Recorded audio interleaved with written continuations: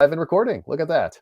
So welcome everybody. Julien Newman here with Chris Ye. I'm a serial entrepreneur and starting a new business. And Chris is my longtime mentor and advisor and hopefully friend by this point. And this is, one of our advisory sessions.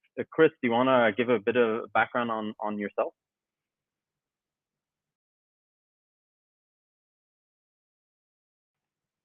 Like Blitzscaling and the Alliance. I'm also a venture capitalist. I've been a founder of various companies over the years and have been involved in the startup world since 1995. So I'm getting kind of old, but fortunately, folks like Julien help keep me young. And I love podcasting. I love videos. I love everything that has to do with an audience.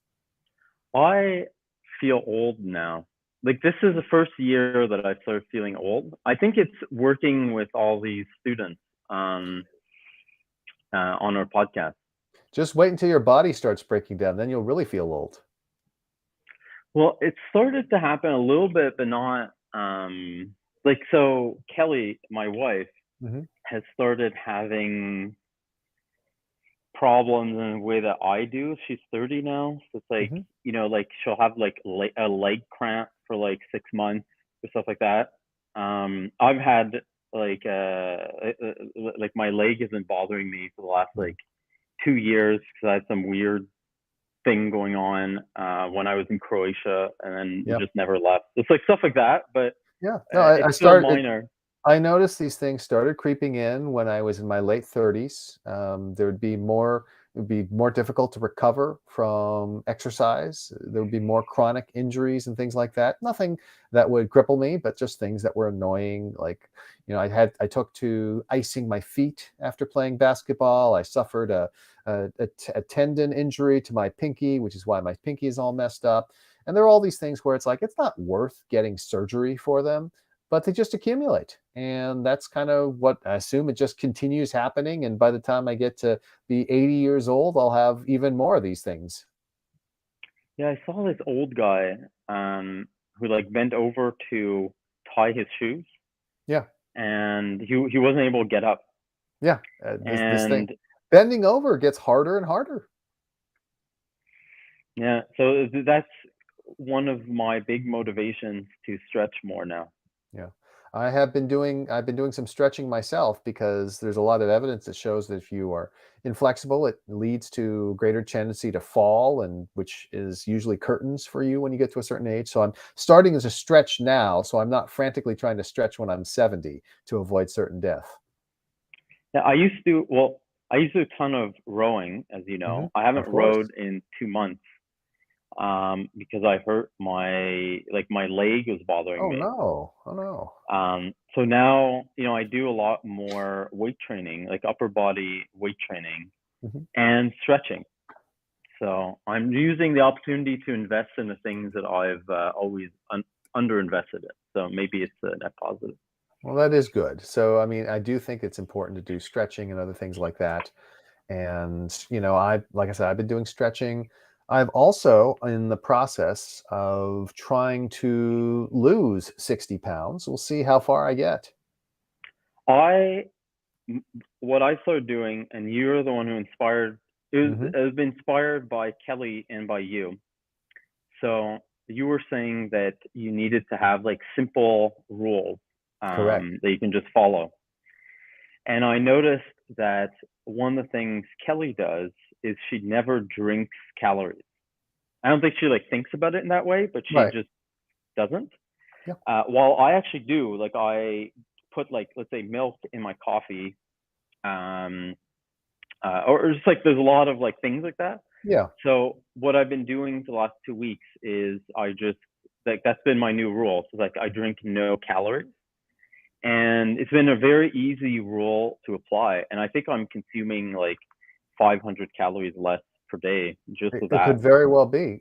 By the way, another fun hack I would say is to add apple cider vinegar to sparkling water, so that if you become bored with just the taste of plain water, a little bit of apple cider vinegar makes it a refreshing tart kind of drink, and yet adds 0 calories and is apparently good for you. I had a friend who told me that he forces himself to drink apple cider vinegar, or his wife does as well, to avoid kidney stones. I'm like, well, I'm definitely never getting kidney stones.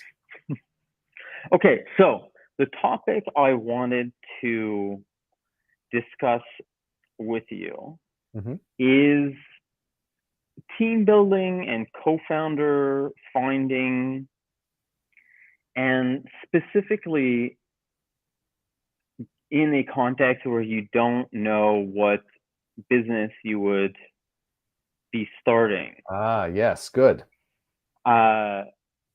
Where, like, I think on one hand, you want to have like you want to have a co-founder who's a good fit for the business that you're building, and you don't want to overcommit to a certain type of business. And on the other hand, you want to have, you know, and I don't want to sort of really limit it just to co-founders, but you know, you want to have a team that are people you've already worked with and that you have chemistry with. Absolutely. I'll let you riff off that. Yeah, I'll riff off it. There are two key things that we'll riff off of. The first is the principle from Blitzscaling, which is the transition from generalists to specialists. And one of the things I will say is the early stages of a company, you need to have generalists. And that's because you don't know what the shape of the business is going to be. There's going to be a lot of learning and a lot of adjustment along the way. And if everyone you bring on board is a specialist, well, that means they're specialized to one particular thing, and they may not be very useful to you as you go. And the example I always use is in the early days of Netflix, you needed specialists in handling physical DVDs. Very important. It's the core of the business. And yet today, it's completely useless. And if you hired a bunch of specialists on DVD handling, how useful would they be on network engineering? Probably not very much. And so at the early days, you need to have generalists who can adapt and do various things. And I think that that is something that is true for every startup. You need to have some specialists, like, for example, if you decide you're going to be an AI company, you should probably have some people who have expertise in data science and machine learning. That's not the sort of thing you could just pick up from YouTube videos. But in general, you want people, including the founders and co-founders, to have flexibility. Now, the other thing is, this is very similar to when we were talking about coming up with business ideas. It's a question of what is the order in which you place the filters. And oftentimes, the first filter that people place is the filter of, does this person have a specific set of skills that will help us build this company? And there are two problems with that. The first is that if you are filtering along those lines, and those skills tend to be specialized as opposed to general. And the other is that if you find a person with the right set of skills, they may not be the kind of person you'll actually get along with. And then you come along with this secondary filter of, do I get along with this person? And it's very hard, once you spend all this time finding a person that with the requisite skills, to then say, but you know what, I can't bring them on as a co-founder because we don't really get along, or we have a different set of values, or various other things like that. I think it is easier instead to apply the get along filter earlier on, to reach out to people and determine whether or not you, as they say, vibe, although I would describe it as compatibility. And again, it's not the sense of you being exactly the same. You and I are not exactly the same. We're very different. And yet at the same time, from our first conversation, we could tell that we could work together. And that was something that would be special and add up to more than just the two of us separately. And so that's what I'm looking for. And you didn't know at the time that I had specific skills that would be helpful to you. Certainly you weren't at the time looking for someone to be a podcast co-host. But it turns out that, we both have a general set of skills, which has allowed us to adapt what we do in our relationship over the past couple of years. Yeah, that is interesting. Like, it's funny. We met through Ben, and I was really on Ben's case to match me up with somebody who was not crappy, and actually rejected people that he proposed. And I was like, oh, you're not really? going to find anybody who's good. I'll just recruit somebody myself. And so he decided to bring out the big guns then. And then he connected me to you, and we met for like 15 minutes, and I was just like, hell yes. And that was it. So it probably made Ben very happy. Well, obviously Ben was like, okay, Julien is not going to be fobbed off with any of these other folks. I need to go straight to the OG. I need to go to the top. So I'm glad and I'm glad that he put us together, because even though, I obviously we've shut down Dedicated, and therefore my stake in the company or what have you will not be worth anything. The value of the relationship has more than compensated me for the time that we spent together, and the time we spent together is a pleasure. So, okay, how do you think about age? Mm-hmm. Okay, and this is so they're like, I think when I was younger, so let's Mm-hmm. say when I was 25, really I was mostly just like there weren't people who were younger than me. I mean, there may be some people who are like slightly younger, but they weren't Yeah. much younger. Now I'm about to be 34, so there really Mm-hmm. are people who are able to do things in the Yeah. world who are significantly younger than I am. Mm-hmm. There are people, let's say like you, who are significantly older. I mean, I don't want to say like significantly, like let's say That's like all right. you're It's a diff. 10 years older than me, I'm and Jeremy's 14 10 years years older than younger. you. That's Yeah. significant. Yeah, that's it. And there are people who are 14 years younger. I think Jeremy must be about Yeah, 14 years younger than me, right? that's right. And so, and presumably people who like generally people who are 14 years older than me, unless I'm doing deep tech company, like won't be truly a fit for a startup. But the Right. question is, if I recruit people, should I be trying to recruit people my age, people or people who are significantly younger? Right. So it depends on your age. So let's talk about, and again, these are things that, from a regulatory standpoint, you're not allowed to discriminate based on age. I'll mention that. But I'll speak hypothetically rather than specifically. So if you think about the age that you're at, it's a question of what are the skills likely, what ages of people are likely to have the skills I'm looking for. And bear in mind, it's always individual exceptions. So I think that for my age, I am exceptionally energetic and exceptionally open to new ideas. And so I can work with young people. I just had lunch with the son of a dearly departed friend on Friday, and he's 20 and I'm 48. But we can still get along and talk and really dive deep on things. I don't care what age a person is, You're but also very future facing. Like I think most yes, people your age kind of they're like, I'm at the end of my career. I'm just trying to like cash in. yeah. Even people my age, like I'd say the majority of them are It's like that. remarkable how people, and again, this is one of the reasons why I've always sought out younger people, even though, again, that not to be discriminatory, but what I find is that, as I got older, people my age were backwards looking and they were not open to new ideas, and they would dismiss the things that were happening around them just because they were different. And it's like the people, I guess one of the proxies I would find is, does a person dismiss new music? Because if they do, then they are clearly looking only to the past. Of course, I love the music of my past, but I believe there's more great music being produced all the time. And to believe that all the great music was produced right when you were a teenager is just foolishness. So, what I would say is, as you get older, it becomes more important to recruit people who are younger. So, when you're in your 20s, you can recruit people who are older, you can recruit people who are younger. I think that you can get up into the mid 30s and not have to worry too much about what I would call premature aging, the kinds of people who are looking backwards, set in their ways, unable to learn. This actually fits very well with the concept of infinite learner that I'm going to eventually work on a book about, which is to say, being an infinite learner is not a matter of age. However, most people are more open to learning when they're younger. And the infinite learners are the ones who stay open to learning throughout their life. So when you get to if you are, so Julien, you're in your mid 30s, you can probably recruit people who are roughly your age and slightly younger and go all the way down to 20 without a problem. And you might recruit exceptional individuals who are older. Like, I am not in the market for being an operator, but if you were somehow through some miracle to persuade me to be an operator, I would still be a very effective operator in many ways. However, as you get to be my age, you explicitly need to be recruiting people who are younger, right? And this is one of the tensions with the advice I gave, which is, oh, recruit people that you get along with. Of course, it's easier to get along with people with a shared set of experiences. And that's not just true from a cultural perspective, it's true from an age perspective. I can really get along with people who are my age because we have so many similarities, so many common reference points.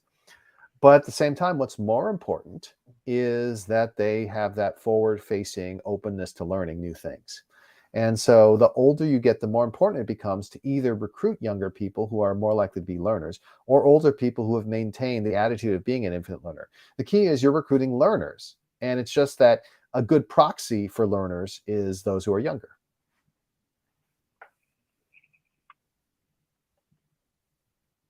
So, like,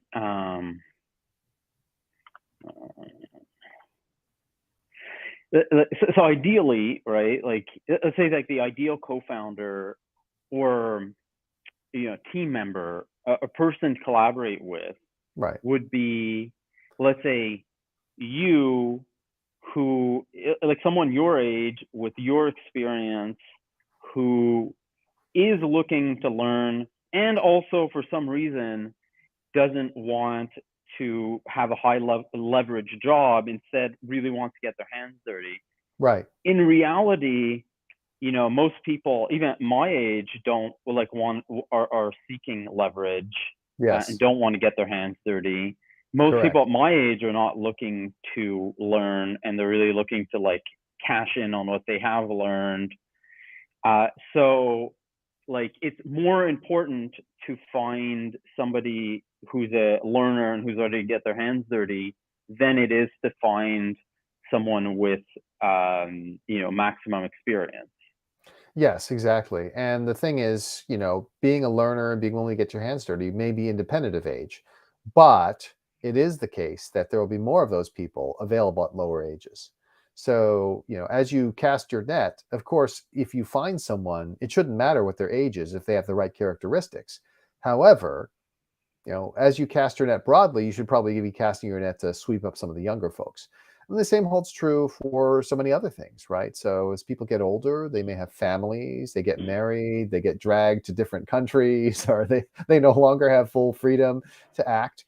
And that's something to take into account as well. And by the way, it can work fine. Like when Reid was starting LinkedIn, he was already married as well. He didn't want to go and work someplace where everyone was single and you just never saw your wife or husband. And so LinkedIn was explicitly a company where the founding team members were a bit older, had spouses, and in many cases families, and they had a culture of, hey, we're going to leave the office at 5 or 6 and we'll work after dinner, but we are going to get home and we are going to actually spend time with our loved ones. And that served the company quite well. It didn't prevent them from being enormously successful. I feel that I am more flexible, more available. I can put in more hours, Yes. and I am more eager to learn and discover and more curious than I was when I was 21. Yes, but you also don't have kids. Right, exactly. That's the big That's change. definitely. But So but when you're but 20, I mean, let's put it this way. When you're 21, well, let's frame it this way. It's like when you're young and single, of course you have a lot of time and freedom. But at least some portion of your time, at least I remember these days when I was young, would be devoted to trying to figure out a way to no longer be single. Right? That is a natural human impulse. yeah. And so a lot of my energy and time was devoted to that. And whereas if I'm in a committed romantic relationship, but I don't have kids, it's actually in many ways the best of all possible worlds. Yeah, I think that's so I think part of it is I'm not dating. I'm not like I used to spend a lot, especially when I lived in New York, spent a lot of time and energy proactively doing that. Yeah. Um, and then the other thing was, I think I just was less, like I developed less good life habits. Mm-hmm. And also being married has helped me get like a more stable life because there's Yeah. somebody that depends on me. So I've just like it's not just like my output professionally that's increased, although that's probably where, what's increased most, but my input is greater. Like I sort of like invest more productive work Yep. hours Yep. per week than I used to. That's right. And I think the other thing is I have like learned enough about things to know what I don't know, and that has made me a lot more curious about things. So like Yes. I can read, like what I've been doing recently is just like reading books that I read when I was younger, and my perspective on them is like totally different, and it's just like Absolutely. much more like I feel I'm much more open-minded, much more inquisitive.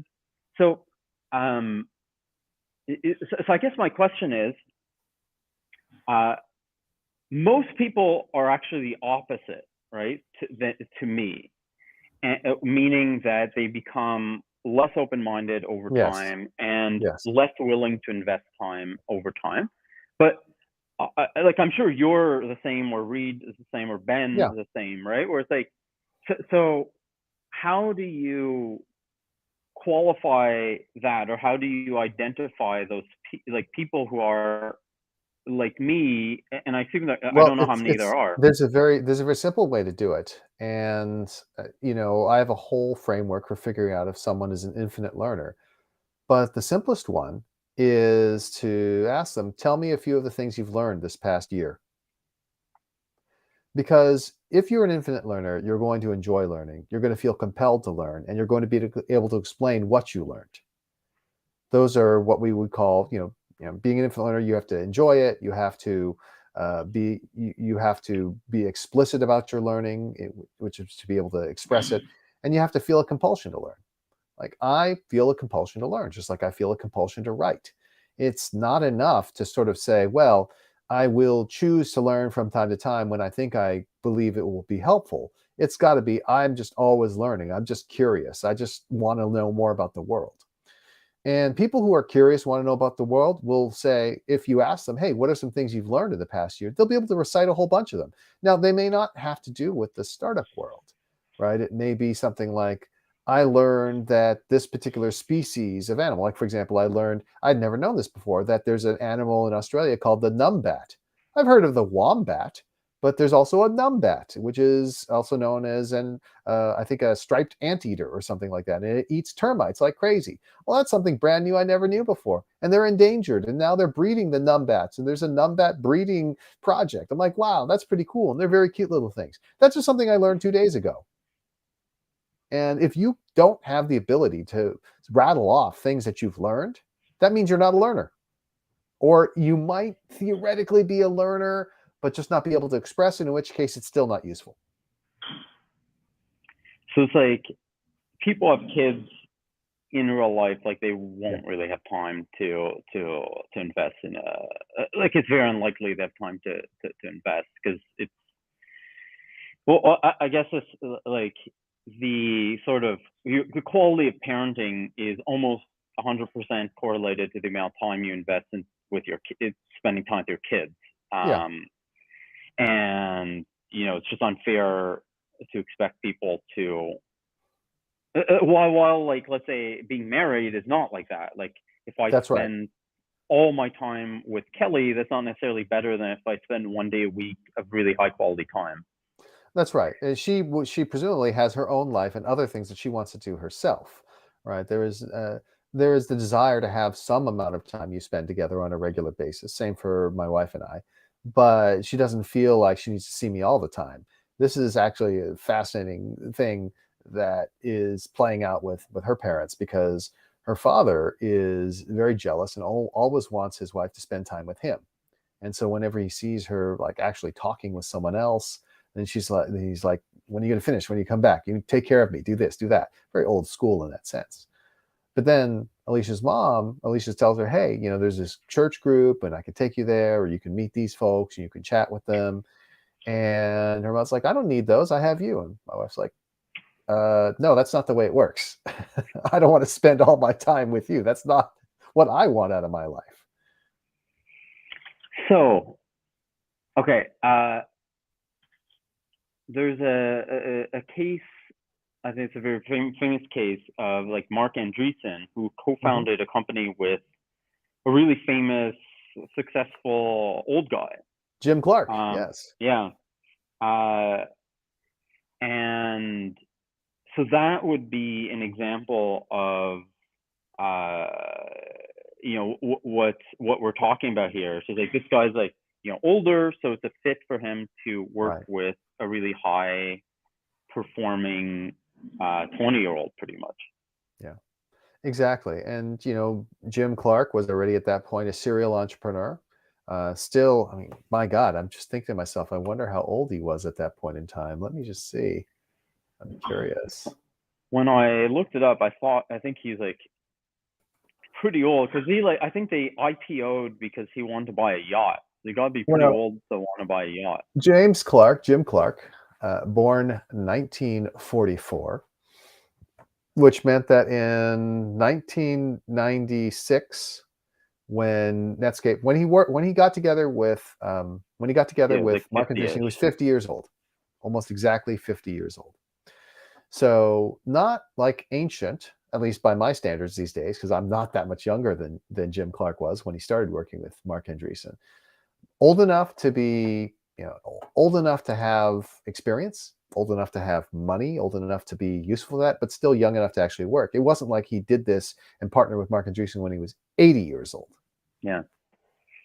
Okay, so how do you build and maintain a pipeline of people, and when do you make commitments to each other? Yeah. I can be more specific, but yeah. Well, I mean, I can only say what I do, right? Which is I seek out, I always seek to replenish my supply of young friends. And I do that in a variety of ways. One of them is public speaking. I speak and volunteer to speak for groups of people who are younger, and some of them approach me. And there's sort of this natural filtering process where only the ones who are truly motivated are going to be able to get a hold of me. And, I'll spend time one-on-one with people. And if I really am impressed with who they are and how we get along, then I'll try to spend more time with them. And this has played out many times over the years. Ben was originally a quote unquote young friend, right? He was 15, I was 30. There was a big difference in our ages. Actually, that means that he and you and he are basically the same age, which is funny. Yeah, we're exactly the same age. But when I met Ben, it was explicitly, one of the young friends. And now Ben is no longer in the young friends stage. I have to go find other young friends. But, that includes some of the entrepreneurs that Ben backs at Village Global. That includes sometimes now the children of friends, which is funny. That's fine too. But, the point is there has to be exposure. I have to be exposed to people who are, of that sort of college age or so, a little before, a little after. And some of them are interested enough to reach out and try to build a relationship. And part of it is they have to try. Right? I think that that's a good natural filtering process rather than me trying to reach out to them. And so how do you do that when you're like, you are moving towards creating a business? So like if you're not committed to a specific, business model or specific business, you just talk about it. You just sort of say, hey, I'm Julien, and, you meet and you're like, yeah, well, I'm a serial entrepreneur and I'm looking for the next business I'm going to start. I have a couple of ideas. I'm happy to share them with you. Be curious what you think. And if you're talking with smart and interesting people about something that you're working on, it'll become apparent whether or not there's compatibility and whether or not they have something to add to what you're trying to do.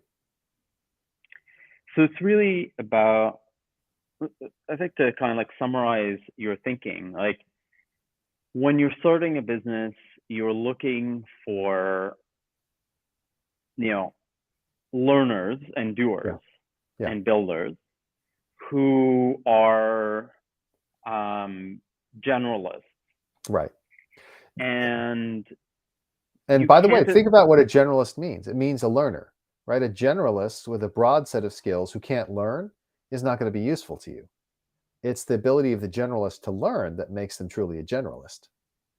Right. So they can be They're like a stem cell.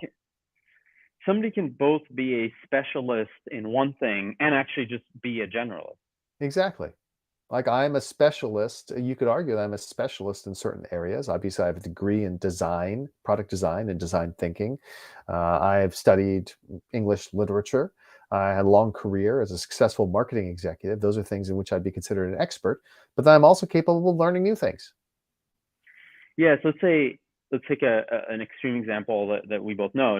This guy Sean Kelly at Harvard, right? Like Yes. Sean is arguably the most well-known and prominent philosopher alive. Brilliant. Yeah, Y- absolutely. Yet he is, learning about a bunch of new, different, non-philosophy related things.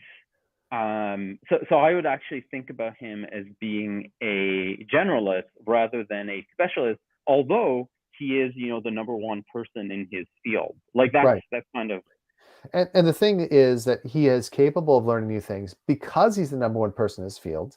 It creates a sort of a set of assets where it's difficult for him to leave that field, because to go from being the number one person in your field to joining a completely new field is hard, unless you have just gotten tired of that field. And I don't think he's gotten tired of philosophy yet. Well, that's what I found it hard to leave politics, even though I'd only Yeah, been there for 8 years. I guess if you because include the lobbying stuff, it's 9 years. but you'd already built up tremendous assets in that industry, and to be willing to leave those assets behind. And it really is, I mean, the thing is, here's what makes it so hard. When you leave an industry behind, you probably are leaving it behind, because if you're going to into another industry for 3 or 4 years, when you try to go back, you'll discover that your assets are no longer valuable. Yeah. It takes Interesting courage.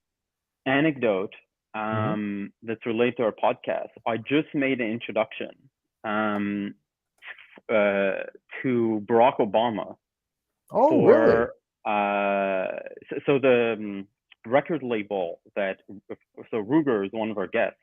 Yes. His record label has two artists, Ruger, and then a guy who's very, very popular in Africa, but less so in Yes. the US, and a Yes. guy called, I think they pronounce it Rema or Rima, or I don't know, Hmm. who's much more popular in the US and who's like had a song Selena Gomez and has been featured by Barack Obama on his like public Spotify playlist. That's pretty cool. So so I spoke to them and I was like, hey, how can we be helpful? And I had this idea, so I reached out to Obama's team, and he was interested in meeting them. When meeting Rima when he's doing his U.S. tour, so they're going Fantastic. in July, I think. Well, that's a great example of, not specifically learning, but being a generalist, being willing to take a chance, seeing a pattern where other people didn't see it, having the boldness to go ahead and reach out. All those are very positive things. Yeah, it's kind of like also like a kind of like intersection between Yeah. like because I haven't something we discussed before, like because like I don't know Barack Obama personally, but I know all of his closest advisors who can just text him. Yeah. Because I kind of like worked at the top of that field. Yeah. So I think it like if you do kind of like leave your field, like it's not like your assets totally dry up. But No, no, that's true. And then the other thing I would say is it also reveals part of the value of crossing different fields. So, if you reached out to Barack Obama about a politician, you might say, well, this is somebody who is inside his space. Maybe he's more likely to meet with it. But Barack Obama's like, I hear from thousands of politicians a day. This is not very interesting. Oh, I'm hearing from a recording artist that I listen to on Spotify. All right, let's do this. yeah, yeah, it's such a cool thing. Like they were both super excited. I mean, I don't know either of them, right? But I'm happy it worked out. Yeah, Okay, and so hopefully both of them, it increases, assuming they have a good meeting, it increases your prominence in the minds of those people. and gets them to come on our podcast. That's really the Yes, goal. also good. Um, I mean, you can mention that people who come on the podcast have gotten to talk to Barack Obama. Exactly. And we're helping Ruger. We connected his team to the sponsorship people and partnership people at MasterCard. Fantastic. Because again, we have a MasterCard hookup as well. Yeah. So really what you're doing when you're working on a business is you are looking for learners, and those Yes. learners more often are younger and more if you can find them are like Yeah. older, Yeah. not so old that, and there's a period of life where people have kids, like young kids, where they don't qualify. It's actually my co-founder from Dedicated would Right. not be a good co-founder for me in my next business because he now has kids Yeah. or has a kid. It's very hard. And then what you're trying to do really to like is to, I mean, you can think about it as like a pipeline of Yeah. talent, but it's also just like creating a community of believers in you and in your Yeah. potential ideas. Is Which you is just why the like people who are like, I'm going to go stealth mode, I'm not going to talk about whatever I do, it's self-defeating. just like talk about what you do. The people who get excited about it, where there seems to be alignment on the kind of like broad spaces you're working on, those people will eventually become or can eventually become collaborators. And the question is like, what are tactics to increase your exposure to these people? Right. And in many ways, the best way to do that is to have one-to-many content delivered to appropriate audiences, whether it's my public speaking, whether it's the creation of this podcast or what have you, whether it's writing regularly on LinkedIn about the things that you're doing. The whole point is to use the power of one-to-many, of broadcasting, or even narrowcasting, as it were, to be able to get your message out. And that's why the creation of content, whether it is written, audio, or video, is so important, because it works for you even when you're not there. I've been doing something I've been doing a lot of recently is just doing interviews with potential customers or users. Mhm. Um, and one of the benefits uh, of that is that I'm mostly talking to people that I already know. Yeah. But it does enable me to start a conversation with people about the broad topics that I'm learning about. Presumably, that's a way of doing that, or I don't know. Yeah, no, having the conversation. And by the way, every conversation could potentially be valuable. I just had a conversation with a founder yesterday. He's working on something that I find interesting. And we hit it off and had a great talk. And he was talking about how he found his founding team. And he had worked with one of his co-founders, and then he was doing customer discovery interviews. And when he was interviewing one of the person who was interviewing, hey, wait, is this a customer discovery interview? He said, yes, it is. And it turns out the guy also, in addition to what he's being interviewed about, was a product manager at a prominent technology firm. And that person eventually joined as a co-founder as well. So you never know what these conversations are going to lead to. You don't have to go into a conversation saying, I'm evaluating a potential co-founder. If you are speaking with smart, talented, interesting people, then those co-founders may very well emerge.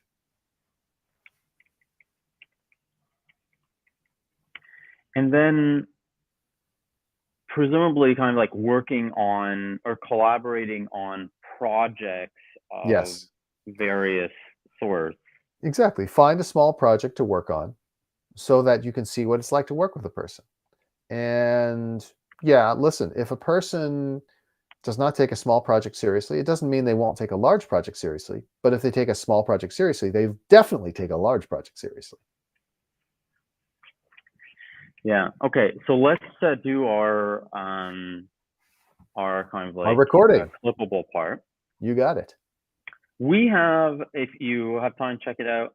So Shlok, who's doing the kind of like owning this part, so the kind of non-guest stuff, has redone our YouTube page. Ah.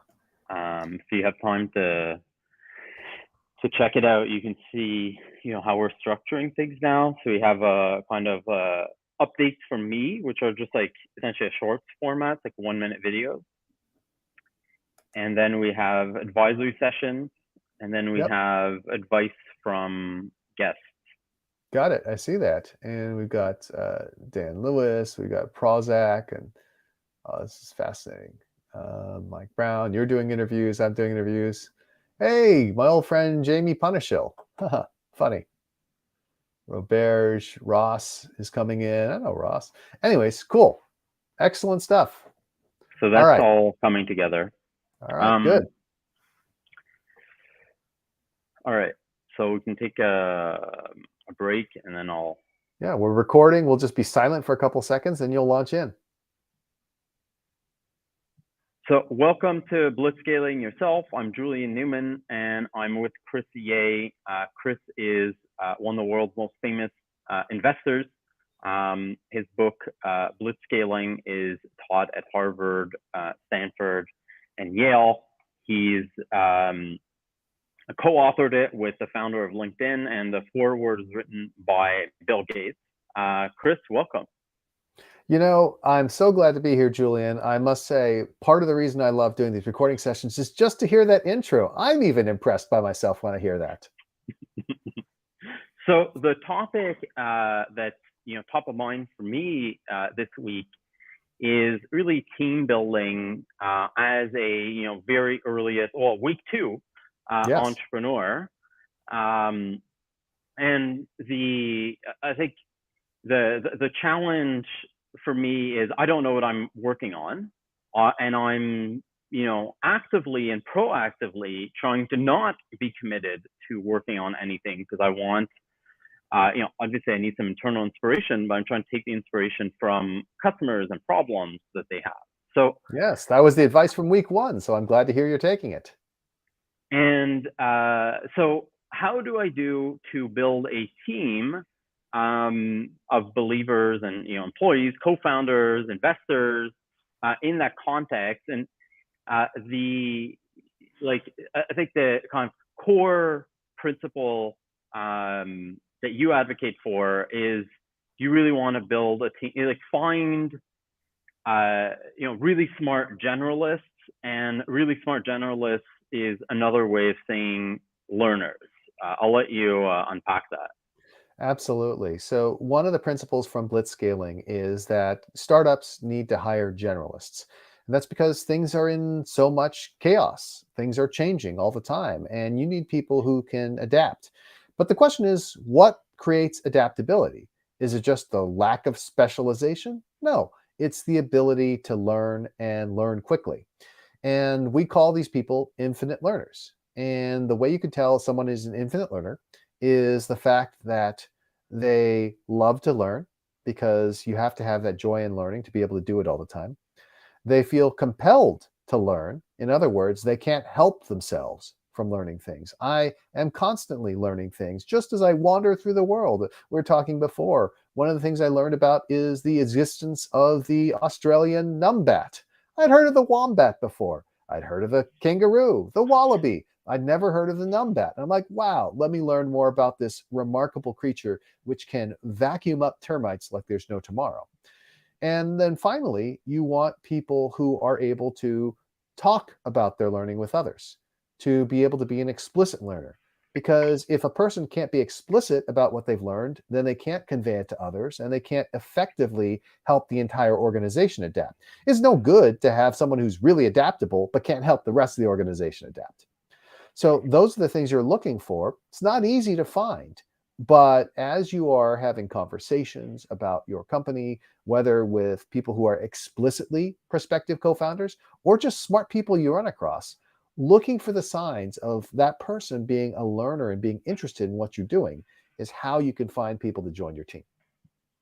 And the reason you want generalists is A, because you don't know what you're working on. B, because even when you do know what you're working on, you actually don't know what you're working on, and everything will change. And then even when things don't change in terms, the like what you're doing day to day changes and changes way too quickly for a specialist. And I always thought of generalists and specialists as being opposing groups. So either you're a generalist or you're a specialist.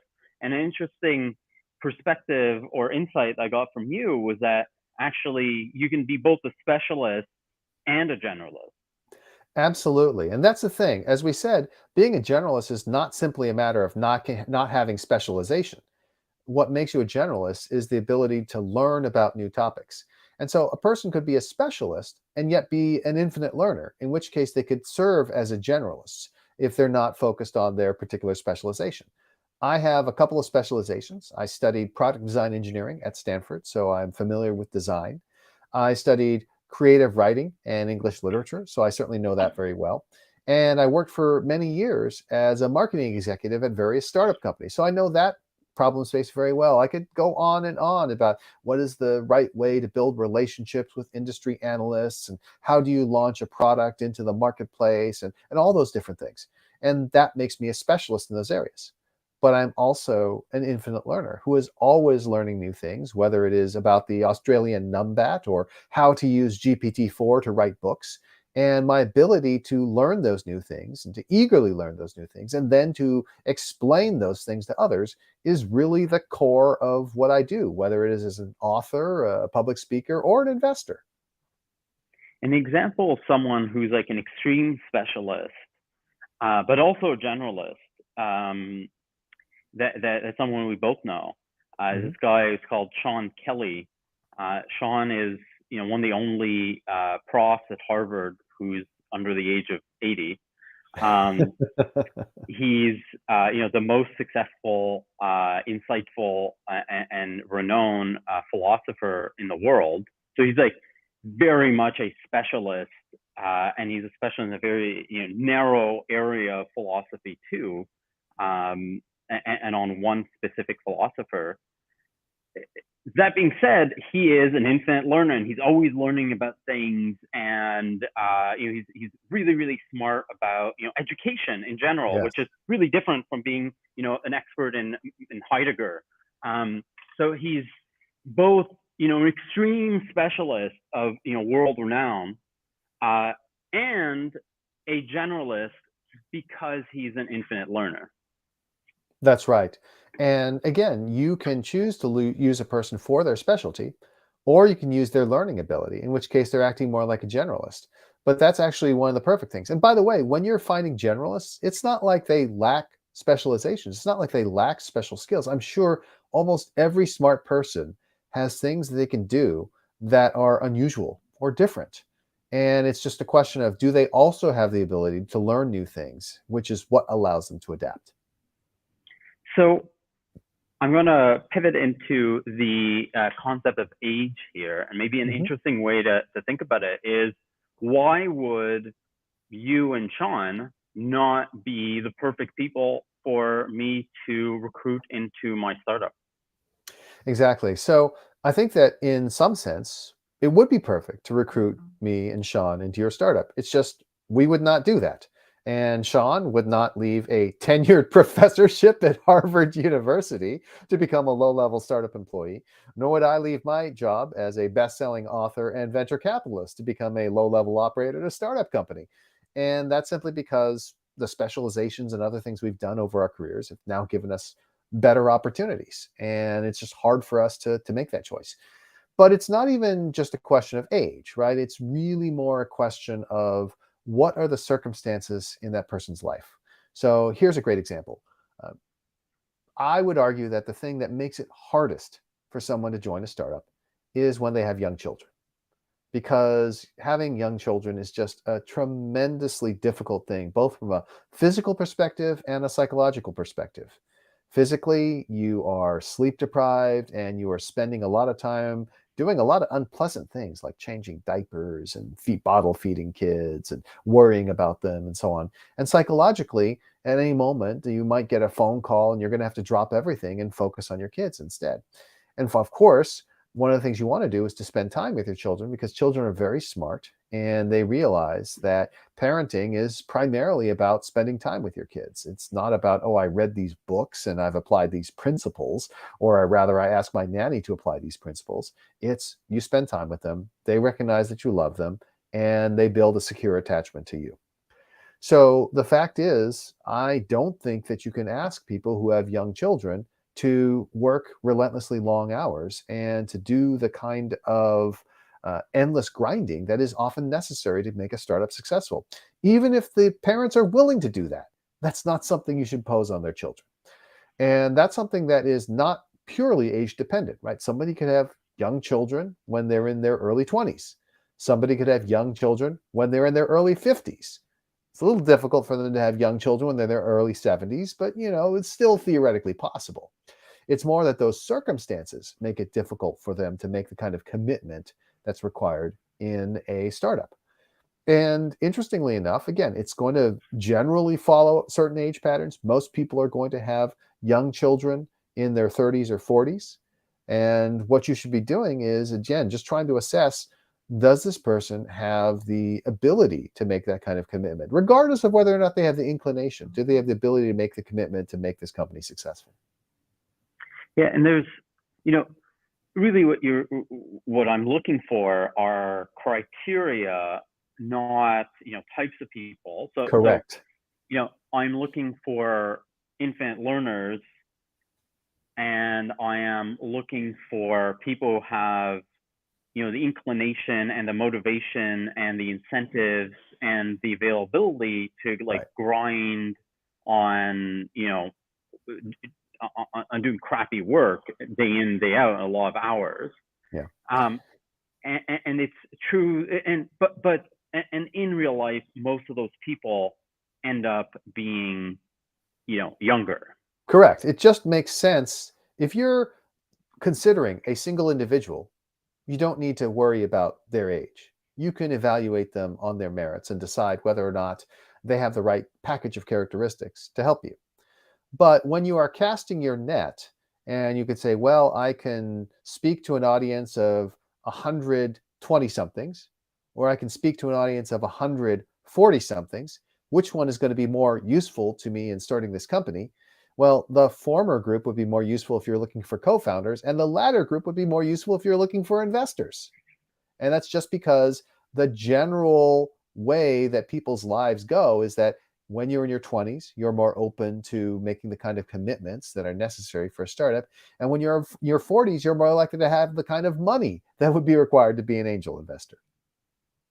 So there's another element which is specific to tech, like software companies, which is generally, like, ideally, at least in my mind, the people are going to be software engineers.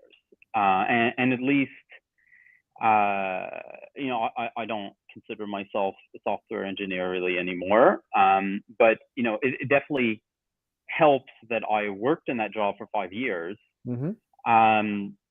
Would you prioritize talking to engineers over others, and in what context would you do that? So I think that, once again, fits into that category of individuals can be judged individually. But in general, people who have been successful academically in a field like engineering or the sciences, you can assume that they have therefore developed a certain level of analytical thinking that may not be true of somebody who came from more of a liberal arts background. Of course, the ideal is to find someone who has both, like, for example, someone who has a degree in product design engineering and creative writing. That would be fantastic. Or in the case of somebody like my esteemed co-author, Reid Hoffman, somebody who studied symbolic systems, which is a cross between computer science and philosophy. So obviously, it's wonderful to get that kind of person. But the fact is, if a person does not have the quantitative ability to be able to successfully pursue a engineering or sciences degree, it's just going to be difficult for them to work on certain kinds of tasks. They may still be fine for working on marketing communications, but when it comes to carefully analyzing particular product and its market entry, it's just going to be harder. So absolutely, I have a bias towards people who are numerically literate and who have numerical skills. But that has to be balanced with people who are emotionally literate and just literate in general, right? That's the core form of literacy, being able to work with words, because that's actually how we communicate in this world. So how do you build a pipeline of these people? So you're me, week 2 of your startup. I want to meet people and develop relationships with people I already know who would be either good early team members or a potentially good co-founder. What are the tactics? All right. So there are 2 core ways of doing this. And one is talking to people you know, and one is talking to people you don't know. In terms of talking to people that you should be seeking out the smartest people that you know and talking about what you're working on. And hopefully these are friends of yours who are willing to talk to you.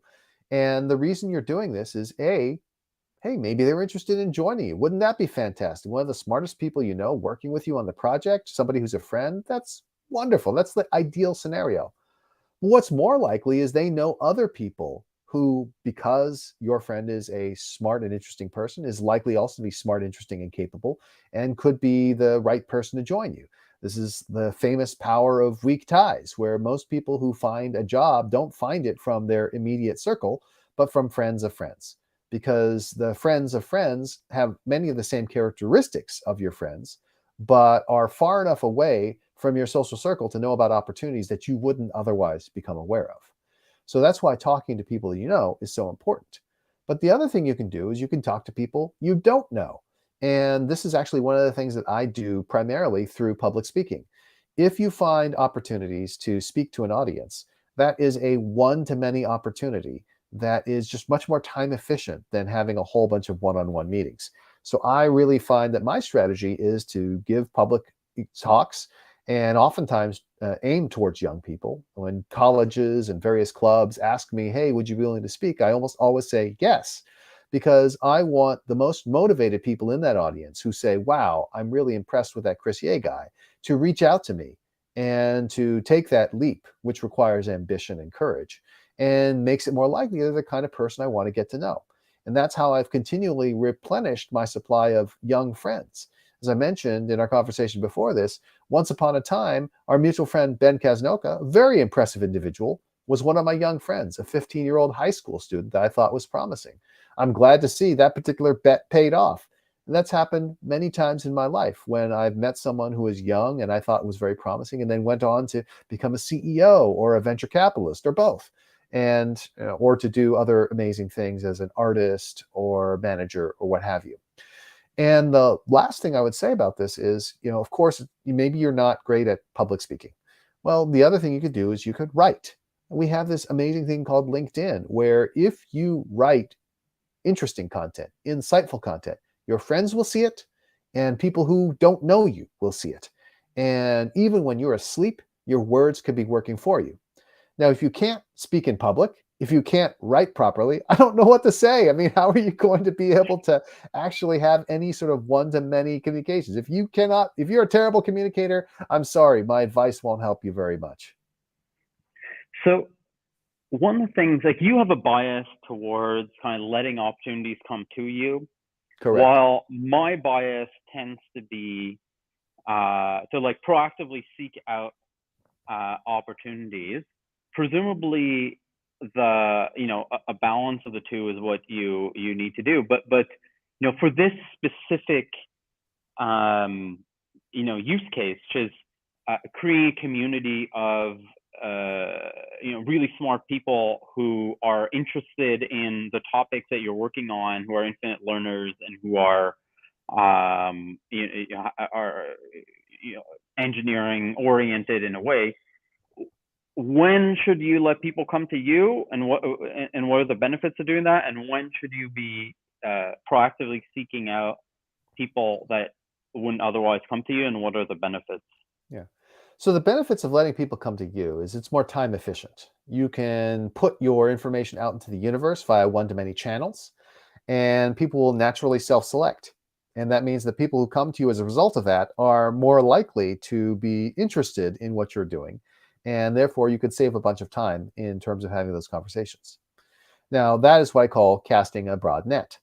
But there is value in what I call spearfishing, which is to say, being very careful and identifying individuals. Now, in order to make spearfishing work, what you have to do is you have to go spearfishing for the biggest possible game. And what I mean is you don't use spearfishing to find, I need to spearfish and find a 17-year-old who is promising. I don't think that that's a particularly good use of spearfishing. I mean, to put a bunch of effort into that, it's not going to pay off. However, if you were to tell me, Julien, there is one person in the world who may be very famous and hard to reach, but who is absolutely the best person in the world to opine on what you are doing, then I would say it is reasonable to spearfish to try to get to that person. And that may involve researching mutual connections, reading everything they've written on the topic that you think is interesting, developing a relationship with them on social media by following and liking, even though even though you don't hear from them directly, so that you can eventually spearfish. Because even if that person doesn't help you directly, it is again very likely that the people they know could fit into that same category, and they may very well pass you down or pass you on to someone else, and in which case that spearfishing would have been successful. So if you're going to go spearfishing, aim for big game. So your advice is generally let people come to you and create opportunities for people to come to you, and then identify people who are like really, really, really worth your time, and over invest in really driving value for them and getting access to them, which might take take a lot of man hours and a lot of calendar days. But those are kind of like the two modes. Correct. Exactly. If you're going to invest heavily, you need to make sure that the value of the target is worth it. And when you're doing that with, for a startup, it's like probably people who would be potential co-founders would be, the people would be worth spearfishing. Correct. People would be early recruits would be worth letting them come to you. Yes, I think that's right. And it could be, co-founder, could be an investor, could be the perfect person to anoint you and make you considered one of the leaders in the field. All those are true. And again, I've employed that in my career as well. When there was a very important prospect, whether for a sale or for investment or something like that, I would research them in depth, really understand who they were and what mattered to them, and then based on that have the opportunity. But then it would also be the case that sometimes it's just lucky. I was at a conference last week. I was speaking about AI. One of the other speakers was a very prominent executive, somebody who was the CEO of an extremely large financial services institution for over a decade, someone who is on the board of a number of the world's most famous universities. And he heard me speaking, and we just happened to be able to catch an Uber to the airport together. And he was like, I really was impressed with what you said, and I want to stay in touch. And we had a nice long conversation. And we'll be talking again in 2 weeks. So I'm going to reel off a couple things that I've found have been working well for me, and I want to get your reaction, and then we'll, wrap this up. Sounds good. I'm creating this one-to-many content with you, and that has mostly just enabled me to leverage your network, and then just have like content to send to. I now have a lot of followers on LinkedIn. 7,000 followers on LinkedIn. Nice. So it's just like getting in front of these people through one-to-many content, and people always talk to me. They're like, "Hey, yeah, I saw you posted." So that's something that's worked, for me. Another thing that I've been doing is just doing customer interviews. So I'm trying to learn about specific areas. So it's what we discussed last week is just like seeking out customer problems by talking to them, and I've been doing that, and that's been a way of doing what you're saying, just getting in front of people. And the third one is working on small projects with folks and with young people. So we've involved multiple students in organizing our podcast, or I have students who've been helping me with doing research for my business. And these are just like small, 5-hour a week projects for them, but it enables me to get to know what it's like to work with them, and vice versa. Let me comment on that briefly because I think that one's worth highlighting. The other ones I completely agree with as well. I think it's good strategy. But the small projects thing, I think that the thing that people miss is the fact that it is a way of interacting with people that is extremely low on false positives. And what I mean is this: if you engage with someone on a small project and they take it seriously and they deliver, then they will almost certainly take a larger project seriously. If you engage with someone on a small project and they don't take it seriously, it's possible that they would engage in more extensively on a larger project, but you don't know. But if they engage on that small project, then boy, go and try something bigger with them and just keep on trying bigger things until eventually they may be your co-founder. So Chris, this has been super insightful for me, and thank you for your time. Thank you for the audience for listening to this, and mostly thank you to our producer Jeremy and our head of content Shalok, who make all this possible. Yes, and I'm afraid I will not be here for a live broadcast next week because I will be in Bangkok, which is ironically enough where you are right now. We will pass like ships in the night, but I will be back the week after that, and looking forward to speaking with you again. Cool. I think, are we over time? Maybe, but we're an hour and 6 minutes. So I think, I don't know. We're fine. Dramatically over time. We're not dramatically over time. I'm comfortably in my own office as opposed to in a darkened office elsewhere. And you're in a good place. But I was impressed by how the cleaning lady was even like, oh shit, he's on camera. Let me avoid getting too much into the frame. She was very solicitous. I'm impressed. It's so funny to be. So I spend a lot of time at the office, but I'm always alone. Yeah. Like I leave here at 10 or 11 a.m. and people, like I leave here at 11 a.m. and people like they don't start work. I mean, it's most like digital nomads, so they start work like 10 a.m. So I'm mostly just alone here. Yeah, it's one of those funny things. I mean, the nature of our. And if you work from 4 to 11 a.m., you're never going to see anybody. Yeah, it's great. I get like this whole office to myself. Don't need to pay for a private office. It's much cheaper. That is a clever hack, which is to say, if you're willing to work very early, because if you work late, there's going to be other random people around. But if you work very early, it's actually fairly safe, and you are going to get a lot. And especially if working early allows you to work with people in other time zones more effectively, so much the better. The only other person I ever see is there's a guy who tends to work super late. Presumably he works US hours. Sometimes he goes all the way over and you see him at the tail end of his day. Yeah. It's the only person I ever see. But I love the schedule. I thought I'd hate it, but I love it. I have no problem going to sleep because I'm super tired by like 4 p.m. Yep. And waking up at 2 a.m. is, I mean, it sounds brutal, but it's actually great. It's all just a number. As long as Kelly is okay with it, that's the important thing. Yeah, I think she would rather I just, like for her, she just wants me to work from home, which just wants to spend more time with me. That's like the main thing that matters to her. Got it. So I try to have lunch with her. So. Sounds like a plan. All right. Bye. Good luck.